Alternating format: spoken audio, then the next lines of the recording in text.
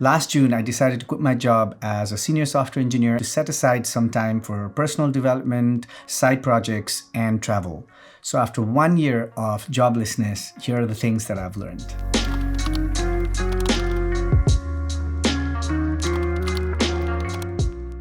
Hello everyone, my name is Utsav. I'm a software engineer based in Seattle, Washington, and this channel is all about helping you excel in your software engineering career. So if you're into that, please consider subscribing. As usual, this video has timestamps, so feel free to jump to sections that interest you. And also, any related videos or reference materials will be linked in the description below. And one more thing before we get started. I know that you guys love giveaways, and you guys know that I love giving away things, so I've got one for you in this video. So Yunzi sent me this mechanical keyboard to try it out, and I've been using it for a month and it's pretty decent. In a world where mechanical keyboards can cost hundreds and hundreds of dollars, this is a pretty budget-friendly alternative. It's got the usual stuff, swappable keys, RGB, USB-C, and it works as expected. This one in particular has brown switches, so you won't end up disturbing anybody else while you're typing around as well. So if you want to win a keyboard similar to this, please stay till the end of the video where I'll give you more information on how you can do that. All right, let's get started. So my decision to take a break was made before the global pandemic hit, so travel was a huge part of it. But because of the pandemic, obviously, I couldn't really travel. So I was thinking to myself, I'm probably going to chill out, play video games, watch movies for at least the first few months after I quit my job. But surprisingly, within the first maybe week, I was already having an itch to start working on something, anything, and I had just started my YouTube channel then, so I just decided to focus more on that and get really serious about it. And as a result, I ended up working even longer hours than when I was actually working full-time. So it turns out that working for me isn't a requirement from a job or anything like that, but it's actually a mindset that I have. I always want to work towards something. I always want to be progressing towards some goals. So staying idle is never a comfortable situation for me. So during this break, I did a lot of different things. Things related to this channel like videography, video editing, color grading, and things like that. But because I love software engineering, I also read a lot of material from engineering blogs and books and resources about the current state of distributed systems. But outside of engineering, I was also learning the piano, drums, music production, and in general, I was also trying to keep up with reading one book every other week or so. And those were on all sorts of topics, not just related to engineering or music or video production, just random topics. Once you remove that requirement of having to progress because of a certain reason, for example, if I'm working full-time as a software engineer, I want to continually upgrade my skills in engineering, right?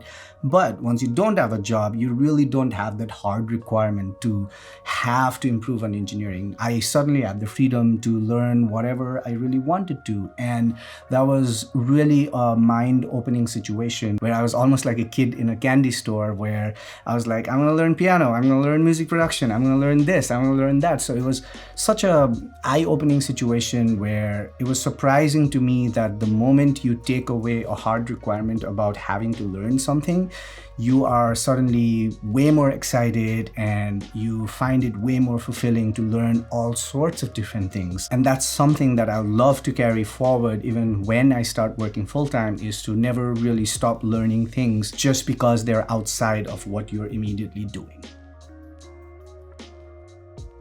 So one of the first things that happened when I quit my job was I got an influx of messages either from you guys or my friends and family, and most of them were pretty surprised on why I would do such a thing. And some people said that, oh, maybe you were burnt out. I don't think I was. I loved my job. I loved my team. It was just to take a break to do different things. And like I said, in the previous points, I tried doing a lot of different things, but to explain that to anybody is kind of a tricky situation. So everybody kept asking why I would do such a thing, or if I already have another job, or am I doing YouTube full-time and things like that, where none of those were true. But one thing I picked up really early on was that everybody tends to make a very quantitative analysis on the risk involved in something like quitting a job, right? What I mean by quantitative analysis is, for example, if you're working at a company and you have unvested stocks, you'll have to leave that. So what's the cost of that? If you quit for a year, for example, you don't get salary for a year, which means you don't probably save anything or invest anything. So what's the cost of that? So you see where I'm going is everything is sort of evaluated in terms of what it costs you, primarily in terms of finances, and which is good. I mean, you need to do that quantitative analysis because being financially responsible is an important thing. But what I realized that nobody talks about is the qualitative analysis of what do you gain in terms of personal development? What do you gain in terms of fulfillment, enrichment, happiness, your mental health, and things like that, right? Like those things don't have a monetary value to them. And everyone I spoke to always looked in terms of risk management financially, right? Like, again, great thing to look forward to, but what I realized, and especially I can tell that after 1 year of doing all sorts of things and learning all sorts of things, is that there's much more to it than just a monetary number that how much it costs you or how much money you lose, right? Some things can't be priced, and I think an experience like that, or just buying yourself time, it's like gifting yourself, here you go, all 24 hours back to you, do whatever you want to do with this. Enjoy, right? As long as you're doing this in a financially responsible situation, that is amazing. And I think that's the gift, sort of what I gave to myself. I'm really grateful to that. And the qualitative side to that for me is invaluable and cannot be summed up by a quantitative analysis of how much money I lost. The next thing that I found surprising was the moment you quit your day job, that's your full-time job. Even if you're spending just 8 hours a day, that's like 33% of your life that you spend at your work, right? And regardless of how much flexibility your work has, how awesome the work-life balance is, you do have a culture. You work at Microsoft, Microsoft has a culture. You work at Facebook, they have a different culture. You work at Google, they have a different culture. And any other company you may work at, right? Like, so regardless of how much freedom and flexibility you may have towards your day-to-day activity in terms of working, you do become part of the overarching culture of that company, right? But when you don't have a job, you are your culture. There is no culture to drive you. There is no structure to kind of guide you towards what you should be doing. Everything is up to you, right? So for me, initially, that was a little bit overwhelming because I think I started thinking about, I need to do this and this and this and this and this, so many things to do. I wanted to do everything, but without a structure, you kind of start doing everything and realize that there's not enough time to do it, or you don't know how to measure your progress or prioritize things. So I had to kind of step back and think about, okay, how do I like working? What's my style of working? Do I like waking up early? Do I like waking up late? How do I want to measure my own success? Because there is no reviews, there is no bonus, there is no salary increases, right? Like, so you have to decide what this means to you financially, how you measure your own progress, how you want to evaluate whether you have done something right or wrong, what is the risk threshold of experimenting with something. Yeah, yes, it's fun and you're learning a lot of things, but there needs to be some structure that you need to set towards yourself. And initially it was almost like a feeling of you wanted to run, but the floor beneath you was taken out, so you kept falling down, you know. But once you figure it out, it almost became like a path to self-discovery, where first time truly I think I thought about how I really like working, what's my style, what's my culture, without there being any influence from anybody else. And that was amazing. Once I figured that out, I think I really enjoyed it, and I had a system set up and I became more productive and more efficient. And again, going forward, now that I know myself so well, how I truly function and how I am at my best, I can definitely use this experience when I do join some company and have to become a part of their culture. So that's pretty cool, and something that you guys can think about, even if it's just during your vacation or during a side project. Forget about everything, forget about influences that you already have from your company, and try to figure out how you truly want to work. And that was amazing. While working by yourself and finding your own structure and culture has been awesome, and in terms of self-discovery, I'm really happy about it, and I feel like I've learned more about myself. I have realized that I miss working with people. I am generally a very social person. I like collaborating with people. I like discussions. I like back and forth. Even my YouTube channel, as you can see, I try to respond to every single comment, whether it's good or bad. It's okay. People have opinions, and that's fair, But I still like talking to everyone. I respect everyone, so it's pretty clear that I love human interaction. But when you don't have a job, when you're doing something like YouTube or just spending time learning on your own, like I had very limited interactions with people. Of course, my wife was here, my dog was here, but outside of that, I really didn't hang out with anybody else in terms of working. There's something about, going to the whiteboard and kind of hashing things out, or something about even arguments where you don't agree with something and you have to explain someone and convince them, or they end up convincing you. And even if you're working on side projects, you have to think about like 10 different perspectives, because there is no diverse perspective when you're working alone, right? I definitely missed that. And one of the things that I concluded out of this 1-year experience is there is absolutely no replacement for human interaction. So the next thing I learned during this year, and that was a little bit surprising to me as well, is about finances.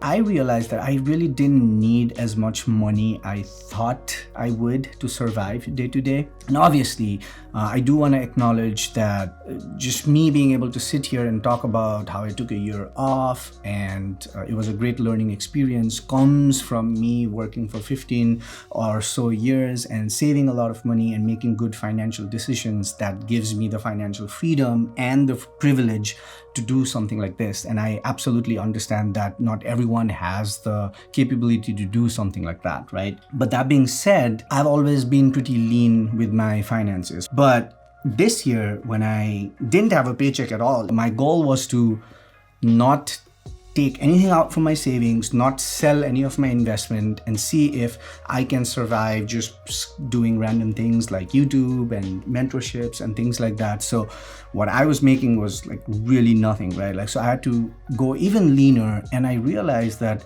a lot of things that I thought I needed were things that I just wanted, and even the things that I wanted, I really had to ask myself to justify, do I really need this, right? A lot of other things like tech gadgets and subscriptions and things like that I thought is normal to have, like I canceled all of them and I really didn't miss them at all. I'm a software engineer, I'm in tech, so I have to have this new gadget. Like, do you? Like, I don't know, maybe not, do you need the mechanical keyboard? I don't know, so those were the things that once you have a certain restriction on how much you make, you suddenly realize that you really don't need the things that you needed. And one of the other great things that came out of this realization is to start a foundation based on my YouTube channel where all the ad money and all the sponsorship money that I get will get rerouted to that foundation, and eventually I want to start donating all of that to charity. And I've already started doing that this year. A lot of my YouTube income has been donated for COVID relief around the US, around the world, recently in India and things like that. So that's like been the big realization here is I don't need a lot to survive and be happy. Experiences are more important than purely finances. So if I do have a surplus, in some reasonable amount, I can help others. Not only that, but also in terms of how you view your work, right? And I know a lot of you guys here that watch the channel are also really excited about someday working for a big tech company or a FANG company or whatever that is. And a big decision that influences that dream of sorts is compensation, right? Big tech has high compensation and all that, and there may be a valid reason to dream of compensation. You may come from a very poor financial background like I did. I grew up in one of the poorest countries in the world, so I understand that value. Or you may have a lot of debt or educational loans and all that, so that's a fair point. But I do want to recommend that do put your passion towards working on the project or the team team or the company before compensation, because it's a lot easier to be happy and fulfilled working on something you love with slightly less compensation, like I've realized, instead of working on something that you really aren't passionate about while making a lot of money. So that's my advice based on my experience. So yeah, that's been the past year. It's a huge learning experience, and I'm glad I took time off. Obviously, I'm not endorsing that anybody that's thinking of quitting should quit their job. Please don't do it. And if you do want to, make sure you do a quantitative and qualitative analysis of why you want to leave or take a break. Be financially responsible and make sure you account everything, because everyone's circumstances are different. But this was my experience, and I hope you learned something out of it, or at least found the experience pretty interesting. And for me, it was definitely enjoyable. I learned a lot, but part of me also is eager to start working now because I feel refreshed and recharged. So that's that. So now that we're done with that, let's talk about the giveaway. So to win this mechanical keyboard, all you have to do is subscribe to this channel first, like this video, and make a comment about anything. Maybe tell me whether this decision of taking a year off was cool or stupid, or what you thought about it. Would you do it? And in the comment, make sure you put hashtag engineeringwithutsav towards the end, so I can filter your comments and put you in the giveaway list. Third thing, follow me on Instagram at engineeringwithutsav, and on the first post that you find there, put a comment. Any comment is fine, and make sure you put hashtag engineeringwithutsav in that comment as well. And then I will randomly select a winner based on the hashtags and the comments and the subscriptions, and I will announce the winner within 30 days on YouTube and on my Instagram. And that's that. It's pretty straightforward. And that's it for today. If you found this video useful, hit the like button, comment like I said before, subscribe to the channel for more videos like this. And while you're here, check some of these videos out that you may find useful, and I'll see you around. Cheers.